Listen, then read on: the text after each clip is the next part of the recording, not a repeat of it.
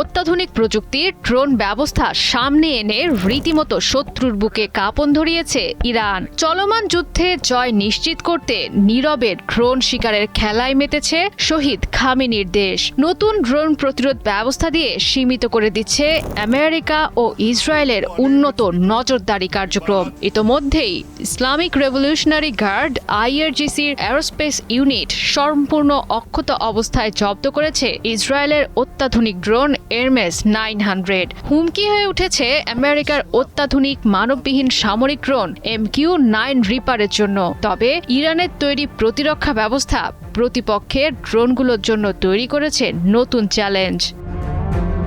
America এবং Israel সাধারণত নিজেদের অত্যাধুনিক ড্রোন ব্যবহার করে প্রতিপক্ষের অঞ্চলে নজরদারি চালিয়ে সুনির্দিষ্ট হামলা করে, কিন্তু মধ্যপ্রাচ্যের ফিনিক্স ইরান খুঁজে বের করেছে ট্রাম্প এবং নেতানিয়াহুকে নাজেহাল করার কৌশল। বেছে নিয়েছে শত্রুপক্ষের ড্রোনের নজরদারি ক্ষমতা দুর্বল করা, আকাশে তাদের চলাচল সীমিত করা এবং তথ্য সংগ্রহের সক্ষমতা কমিয়ে দেওয়ার মতো পরিকল্পিত পন্থা।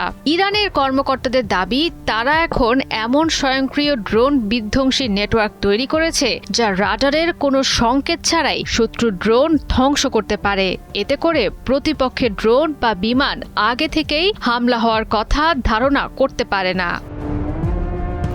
ইরানের স্বয়ংক্রিয় ড্রোন ব্যবস্থার কেন্দ্রবিন্দু জেট চালিত মিসাইল 358 এর নাম সামনে এসেছে। ক্ষেপণাস্ত্রটি দীর্ঘ সময় আকাশে টহল দিয়ে স্বয়ংক্রিয়ভাবে ড্রোন খুঁজে আক্রমণ চালাতে পারে। এর গতি ঘন্টায় প্রায় 740 কিলোমিটার। সর্বোচ্চ 100 কিলোমিটার কার্যক্ষম দূরত্বের ক্ষেপণাস্ত্রটির উচ্চতা প্রায় 8.5 কিলোমিটার। আর এই উচ্চতার মধ্যেই সাধারণত MQ-9 রিপার এবং এরমেস 900 নজরদারি ড্রোনগুলো উঠতে থাকে। মিসাইল 358 তার লক্ষ্য শনাক্ত করে কৃত্রিম বুদ্ধিমত্তা ও বিভিন্ন সেন্সরের মাধ্যমে। রাডার ছাড়াই সরাসরি আক্রমণ করতে পারে বলে আগে থেকে কোনো সতর্কবার্তা পায় না ড্রোন অপারেটররা।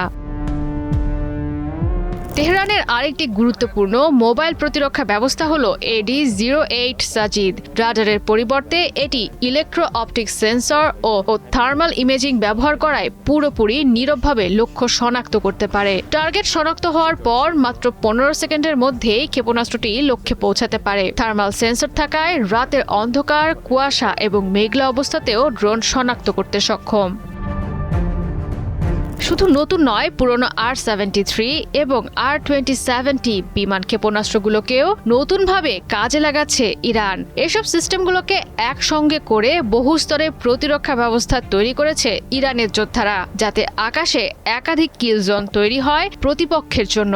ইরানের এমন পদক্ষেপ দেখিয়ে দিচ্ছে শেষ হতে যাচ্ছে ড্রোনের একচেটিয়া আধিপত্যের যুগ। জয় সরকার, ৭১।